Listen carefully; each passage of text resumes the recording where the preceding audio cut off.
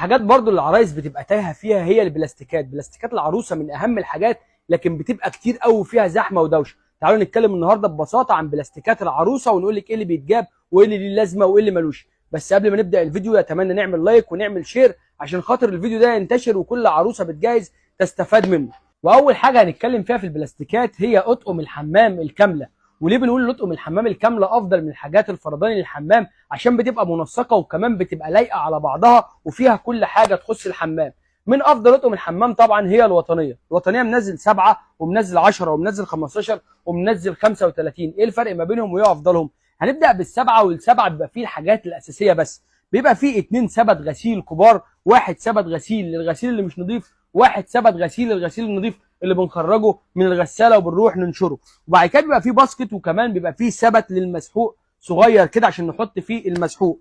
بيبقى فيه كمان سبت صغير كده بيد للغسيل اللي هو الصغير اللي مش نظيف.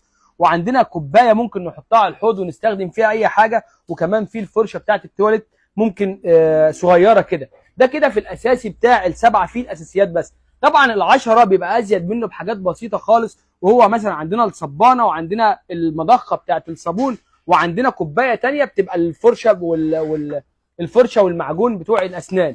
لحد هنا كويس. نبدا في ال 15 بيبقى ضايف لنا حاجات وهي كوبايات صغيره كده. ازيد من 15 بيبقى ملوش لازمه. يعني احنا عندنا مثلا وليكن 35 عامل لي هيصه وعامل لي دوشه في قلب الطقم، وحاجات ممكن تكون بره الحمام اصلا.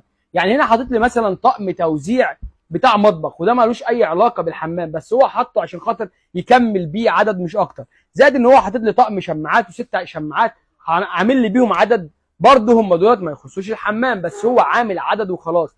فبكده يبقى افضل حاجه في اطقم الحمام السبعه والعشره والخمستاشر. ازيد من كده ما تجيبيش في العدد في اطقم الحمام. وكمان فرق السعر ما بينهم بيبقى بسيط خالص. يعني الفرق ما بين السبعه والعشره والخمستاشر ممكن يبقى 30 جنيه في كل طقم او 25 جنيه في كل طقم، فبالتالي ما بتبقاش فرق قوي، فهتيجي على حسب استخدامك. بس زي ما قلنا هم افضل 3 اعداد ممكن تجيبيهم السبعه والعشره والخمستاشر، ابعدي عن الاكتر.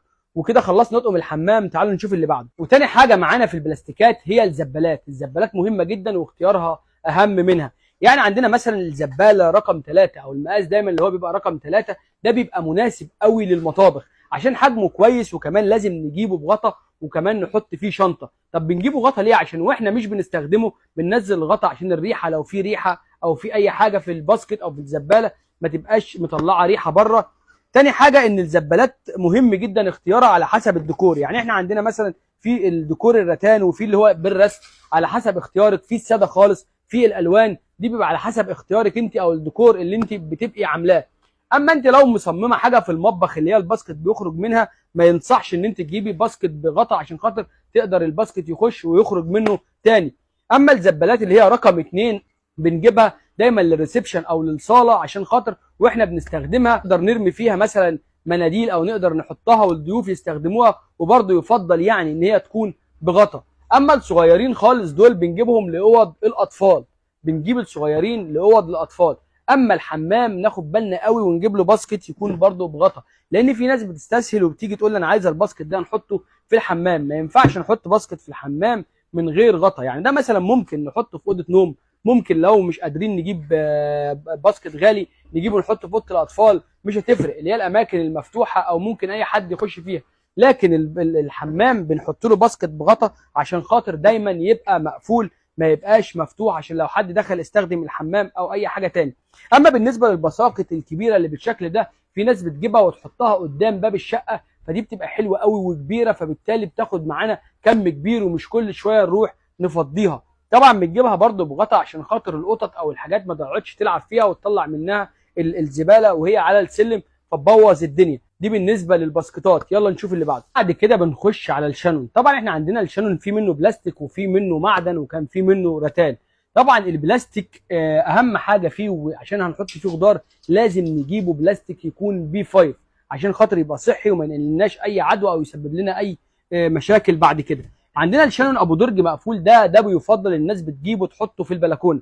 طبعا بتخزن فيه بطاطس، بتخزن فيه بصل، الحاجات اللي هي بتقعد فترات طويله، وده بيتحط في البلكونه. زائد ان احنا يعني بنهتم ان احنا نجيبه يبقى مخرم كده من الجناب، اخرام صغيره عشان ما يدخلش حاجه جوه الشانون، وفي نفس الوقت يكون مقفول وبيتحط يا جماعه في البلكونه ابو. زائد ان الشانون ده ممكن كمان ما نجيبوش في المطبخ خالص، وممكن نجيبه في اي اوضه او نعمله وحده ادراج ونستخدمه مثلا في الادوات المدرسيه بتاعه الاطفال برضو، ونحط فيه لام وكراريس والحاجات دي. وفي ناس بتجيبه وتحط فيه الهدوم بتاعه البيبيهات دي لو ما عندهاش مساحه، فبيبقى حلو جدا. زائد ان احنا ممكن نحط فيه الاكياس بتاعه البقوليات، فهو بيبقى مستحمل وبيبقى قوي جدا، من اقوى الشانونات اللي موجوده.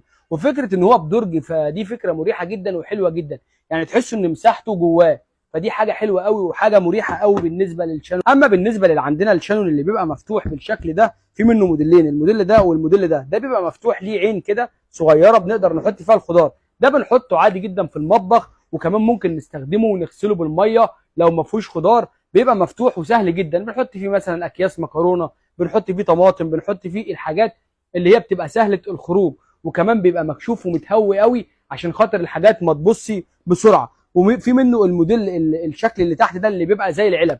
وفي ناس بتجيب الموديل اللي تحت ده مش بس بتستخدمه كشانون للخضار، لا بيستخدموه مثلا الادوات المدرسيه بتاعت الاطفال، يحطوا فيه اقلام كراريس، يحطوا فيه كتب في الاوض اللي بيبقى حجمها صغير، فبيبقى مناسب قوي وحلو قوي. بس اهم حاجه زي ما انا قلت نجيبه بي 5 لو بلاستيك.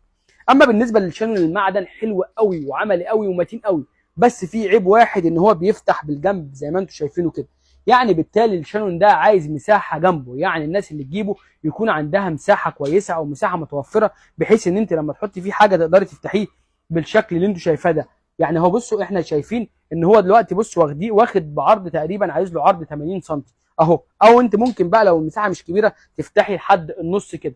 بس هو عيبه الوحيد زي ما انا قلت لك ان هو بيبقى اوقات محتاج مساحه كبيره، لكن هو عملي جدا ومتين لانه معدن، وكمان برجول، في منه بعجل وفي ممكن نشيل العجل ونستخدمه من غير عجل. زائد ان احنا ممكن نحطه بره في البلكونه، او ممكن نحطه كمان في الشقه، لانه لما بيقفل كده بيبقى الفراغات ما بينهم بتبقى مش كبيره قوي. وفي ناس كمان بتجيبه تحطه في المطبخ بيبقى شكله شيك قوي. زائد ان احنا ما ينفعش نستخدمه بالميه، يعني ما ينفعش، عارفين كده احنا بنيجي اوقات العيد نمسك الخرطوم ونقعد نغرق في المطبخ، فما ينفعش نغرق الشانون ده عشان مهما كانت جودته فهو معدن، مع الوقت هتلاقيه بدأ يصدي. فانت عايزه تمسحيه او تنضفيه بقماشه مبلوله وتبداي تمسحيه، وبعد كده تنشفيه عادي جدا. دي بالنسبه للشانونات. يلا نخش في اللي بعده. وبعد كده بنخش على جردل المسح على طول. طبعا احنا عندنا من اشهر الجرادل للمسح هو الجردل الدوار ده. الجردل الدوار ده على قد ان هو متين جدا وقوي جدا، ويفضل الناس اللي بتجيبه الناس اللي عندها مساحات كبيره وشقق واسعه فبتجيبه. جردل بيبقى قوي جدا، شايفين يعني جردل قوي جدا، وكمان الوطنيه منزله منه بلاستيك بيور وكمان حلو قوي.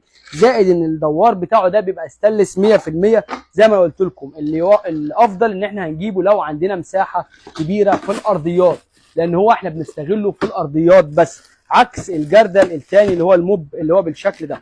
طبعا الجردل ده ليه استخدامات تانية، يعني احنا لو عندنا مساحه في الارض مش كبيره او شقه صغيره فبنجيب ده. طب بنجيبه ليه بقى؟ عشان احنا بنستخدمه في حاجات تانية. يعني احنا عندنا الدراع بتاعه بيلف 860 درجه زي ما انتم شايفين كده، نقدر بقى نستخدمه في الحيطان بتاعه الحمامات والمطابخ، ونقدر نستخدمه في السقف زي ما انتم شايفين كده. يعني ده السقف اهو، بصوا بقدر اتحرك بكل سلاسه زي ما انتم شايفين وبستخدمه على الارض. زائد ان هو ليه غيارات وبتتباع والتركيب بتاعه بيبقى سهل قوي.